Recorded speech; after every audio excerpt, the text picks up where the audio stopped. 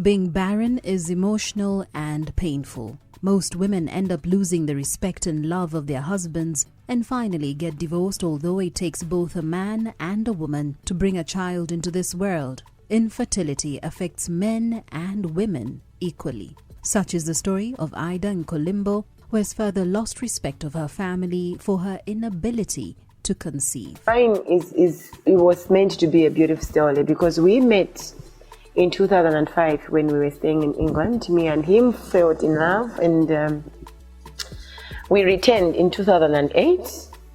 Upon our return, we planned to get married in 2009. And on 14th February, which is Valentine's Day, a very romantic day, we got married. I was marrying my best friend, a man who had chosen me amongst all the ladies he could have chosen in London. Well, we had a year that we didn't try for a baby because we wanted to settle back into Malawi. And then a year later, we started trying for a baby. That's in 2010. And then that year elapsed. I didn't fall pregnant. In 2011, I thought of seeking medical help.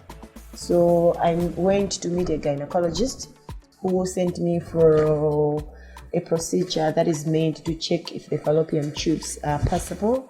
So yeah, it was frustration after frustration.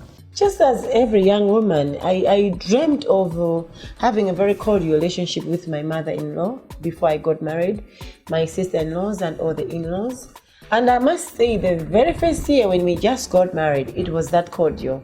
Because by then I think they were still having hopes that one day I would be pregnant. But when I think it became so clear that there was no way I was going to get pregnant, at this moment I felt so detached. You know, my husband came from a very big family, a family that had events and, you know, all sorts of things that could unite them together at several times of the year. But it just happened that I was never invited. My mother-in-law used to visit our home. She stopped. If I went to their home, I felt so unwelcome. Why don't you have children? A lot of speculation goes around. Being a young woman, you know, they start thinking of what has been your background like. Most people think for a young woman not to have a child, there's nothing biological they think about. They always think probably you misconducted when you were younger. Probably you had several abortions that ended up damaging your anatomy, which is contrary in most cases.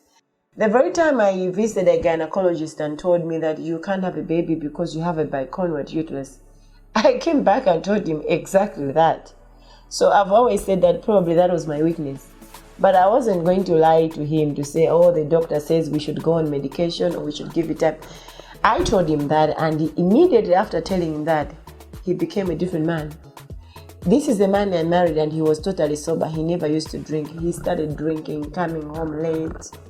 If I questioned about anything, he could literally beat me up. Yeah, I'm a journalist, yes, and I write about domestic violence. But trust me, it was happening to me. He would hit me just for asking where he had been. When we were abroad, we bought a property in Malawi as boyfriend and girlfriend. And to the extent that he even sold the house that we were living in because he insisted he didn't want a shared property with me. Life didn't stop because I don't have a kid, you know. And when you don't have a kid, maybe you have a little bit more space. In my case, I stay with two girls, you know. Girls that if I didn't have, maybe if I had my own kids, I couldn't have brought them into my home. But these are now my kids. Very intelligent girls.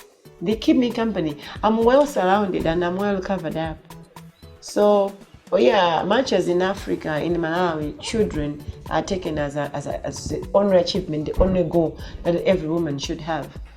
I haven't had children, but I'm very happy. So while society is trying to degrade you for not having a child, a matter that you've got very little control over, you know, you cannot play around with the chemicals and the anatomy to make sure you conceive. Matters that you can't control. Why not focus your energies on matters that you can control? Matters of finance, matters of education. Those are matters you can control.